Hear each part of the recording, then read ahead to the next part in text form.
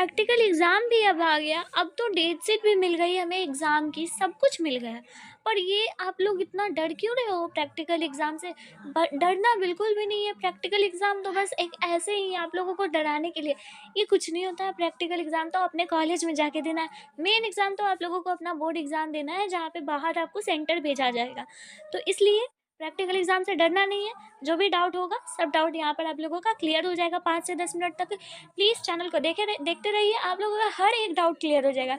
ये भी पता चल जाएगा कि वाइवा में क्या पूछा जाता है, क्या बहुत बड़ा सवाल पूछा जाता है, आपके सिलेबस से पूछा जाएगा, या आपने तो सिलेबस भी नहीं पढ़ा है, तो आपके सिलेबस से पूछा जाएगा, तो फिर क्या होगा? तो डरना नहीं है। 5 मिनट में तो आपका प्रैक्टिकल एग्ज़ाम ही ख़त्म हो जाता है। तो प्लीज़ 5 मिनट के डर को आप लोग अभी से प्रैक्टिकल एग्ज़ाम के लिए डरना छोड़ दीजिए। आप लोगों को डायरेक्ट फोकस करना है आपके मेन एग्ज़ाम पे, ठीक है? बस आप लोगों का थोड़ा-सा चीन परिचय होना चाहिए आपके जो प्रैक्टिकल के टीचर हैं, ठीक है? दैट्स इट, और कुछ नहीं। बाकी हर बच्चे को प्रैक्टिकल में नंबर मिल ही जाता है, ठीक है? तो आप लोगों का प्रैक्टिकल एग्ज़ाम 30 से है ना? हाँ। ये बेसिकली मैं साइंस स्ट्रीम वाले बच्चों के लिए बता रही हूँ, लेकिन यहाँ पर साइंस हो, आर्ट्स हो, कॉमर्स हो, हर किसी के लिए सेम ही प्रैक्टिकल का एग्ज़ाम वे होता है, ठीक है? बस उनका ये पता होना चाहिए कि कौन कौन सा प्रैक्टिकल होने वाला है। अगर आपका पीसीएम है, अगर आप लोगों ने पीसीएम ले रखा है, यदि आपने पीसीएम ले रखा है तो आप लोगों का फिजिक्स केमिस्ट्री का एग्ज़ाम होगा। यदि आपका पीसीबी है तो आपका फिजिक्स केमिस्ट्री बायोलॉजी तीनों का ही एग्ज़ाम होगा, ठीक है, प्रैक्टिकल का। यदि आपका पीसीबीएम है तो आपका फिजिक्स बायोलॉजी और केमिस्ट्री का होगा, मैथ का आपका प्रैक्टिकल नहीं होता है। तो ये डाउट पहला क्लियर हुआ, ठीक है? आप लोगों का साइंस स्टूडेंट वाले का फिजिक्स केमिस्ट्री और बायोलॉजी का पेपर होने वाला है। पेपर होता कैसे है वो मैं आगे आप लोगों को बता दूंगी, ठीक है?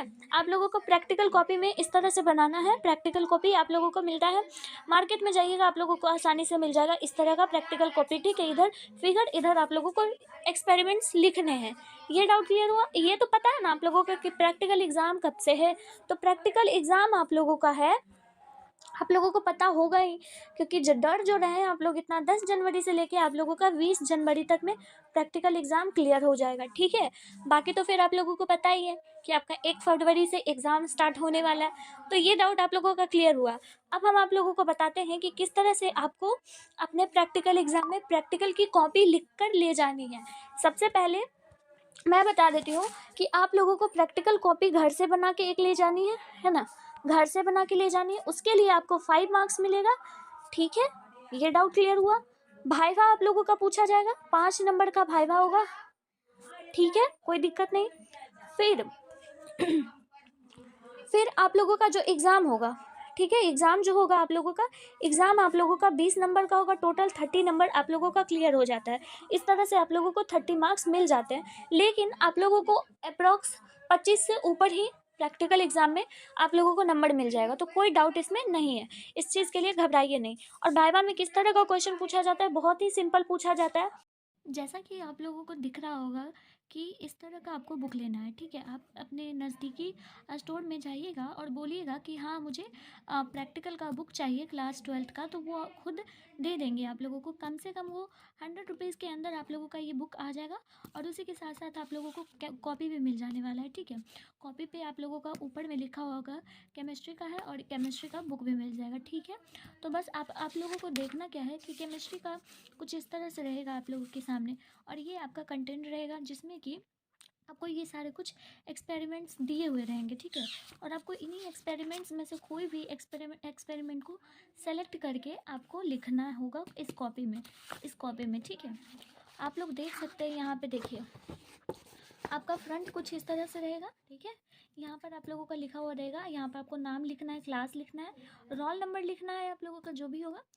फिर इसको छोड़ देना, एग्ज़ाम नंबर, इंस्टीट्यूट, अपने इंस्टीट्यूट का नाम लिखना है आपको, ओके?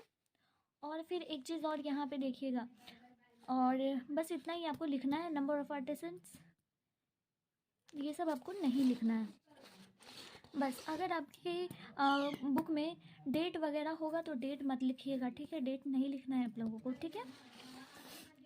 इसके बाद है, देखिए अब आपके बाद आता है एक इंडेक्स। इंडेक्स में क्या लिखना है आपको? जो भी एक्सपेरिमेंट आप बनाओगे, जिस जिस एक्सपेरिमेंट को आप इधर बनाओगे, ठीक है, इस साइड में जो भी एक्सपेरिमेंट को बनाओगे वहाँ पे आपको सीरियल वाइज नंबर करके नंबरिंग देनी है, ठीक है। ओके, डेट ऑफ एक्सपेरिमेंट आप लोगों को नहीं लिखना है, पेज नंबर लिखना है बस, और कुछ नहीं इसमें लिखना है। आप लोगों को समझ आ गया? बाकी सीरियल नंबर करके आप लोगों को लिखना है। समझ आया? कुछ इस तरह से अब आप लोगों को लिखना होगा। देखिए, तो कुछ इस प्रकार आप लोगों को यहाँ पर बड़ा लेटर में आप लोगों को लिख लेना है एक्सपेरिमेंट नंबर। उसके बाद फिर आप लोगों को लिखना है, जैसे मान लीजिए कि आपने फर्स्ट एक्सपेरिमेंट बनाया, ठीक है, आपने ये एक्सपेरिमेंट नंबर 1 बनाया। उसके बाद फिर आपको यहाँ पर बड़ा एक्सपेरिमेंट नंबर 1 लिखने के बाद यहाँ पर आप लोगों को नेम ऑफ द एक्सपेरिमेंट लिखना। उसके बाद फिर यहाँ से आप लोग लिखते चल जाइएगा, ठीक है। जैसे कि यहाँ पे नेम ऑफ एक्सपेरिमेंट आप लोग यहाँ पे डार्क पॉइंट से पेन से लिखिएगा, ब्लैक पेन से। उसके बाद फिर इन सबको ब्लू पेन से लिखिएगा, ठीक है, कोई दिक्कत नहीं है। तो आप लोगों को इसी तरीके से बनाना है, ठीक है। और कोई सा भी आपको एक्सपेरिमेंट बना लेना है, ओके। उसके बाद फिर ये फिजिक्स का रहेगा आपके पास, ठीक है। फिजिक्स का भी इसी तरह से आप लोगों को बनाना है। इसी तरह से आपके मार्केट में आप लोगों को मिल जाएगा। और यहाँ पे मैं आप लोगों को बता देती हूँ कि वाइवा का क्वेश्चन कहाँ से आता है। तो देखिए, कुछ नहीं है।